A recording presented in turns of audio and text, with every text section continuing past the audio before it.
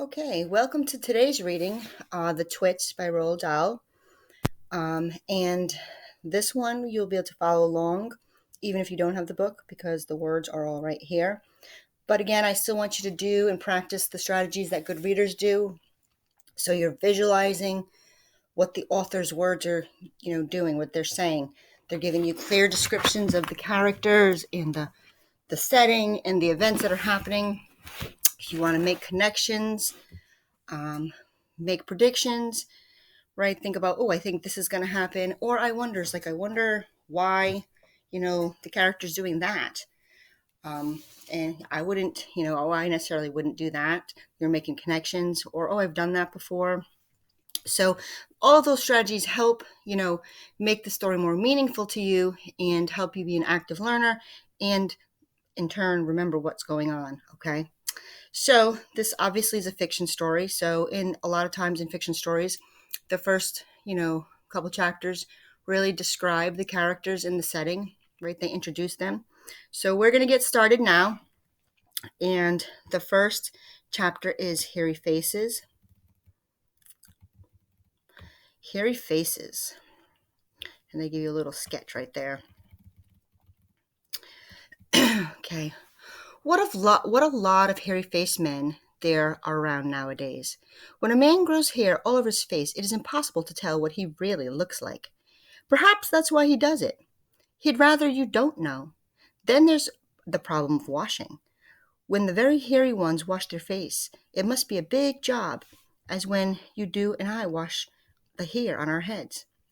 So what I want to know is this. How often do these hairy men wash their faces? Is it only once a week like us on Sunday nights? And do they shampoo it? Do they use a hairdryer?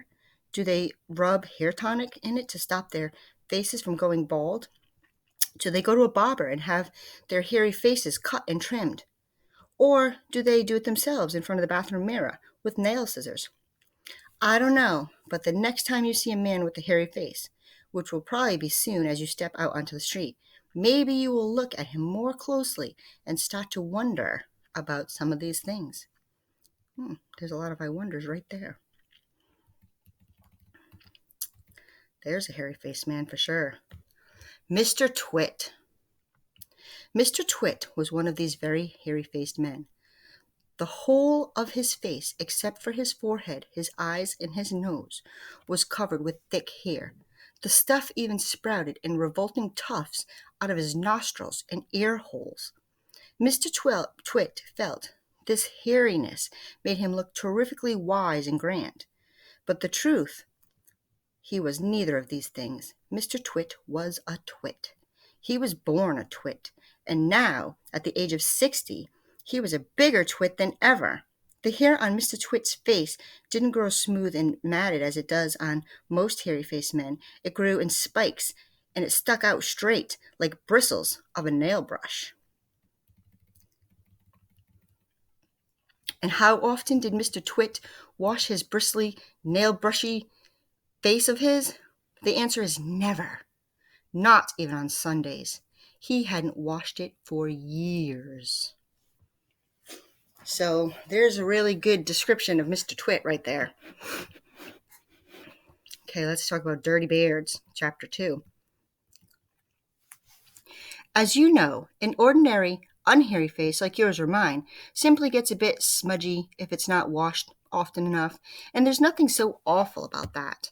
But a hairy face is a very different matter. Things cling to the hairs, especially food. Things like gravy go right in among the hairs and stay there. You and I can wipe our smooth faces with the flannel, and we quickly look more or less all right again. But the hairy man cannot do that. We can also, if we are careful, eat meals without spreading food all over our faces. Not so for a hairy man. Watch carefully next time you see a hairy man eating his lunch, and you will notice that even if he opens his mouth very wide, it is impossible for him to get a spoonful of beef stew or ice cream or chocolate sauce into it without leaving some of it on the hairs. Mr. Twit didn't even bother to open his mouth wide when he ate. As a result, And because he never washed, there were always hundreds of bits of old breakfasts and lunches and suppers sticking to the hairs around his face. They weren't big bits, mind you, because he used to wipe those off with the back of his hand or his sleeve while he was eating.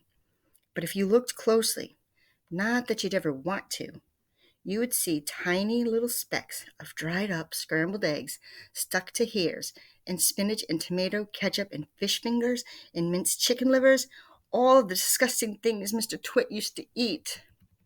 Oof, that's a vision. Even more so, look at that. Yikes.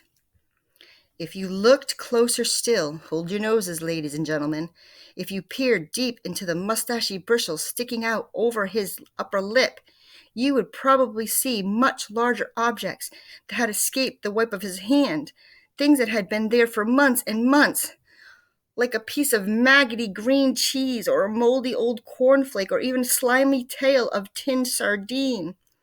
Because of all of this, Mr. Twit went really hungry. Oh, he never went really hungry. By sticking out his tongue and curling it sideways to explore the hairy jungle around his mouth, he was always able to find a tasty morsel here and there to nibble on. What I am trying to tell you is that Mr. Twit was a foul and smelly old man. He was also an extremely horrid old man, and you will find out in a moment. All right, we're going to stop there, and we're going to discuss Mr. Twit.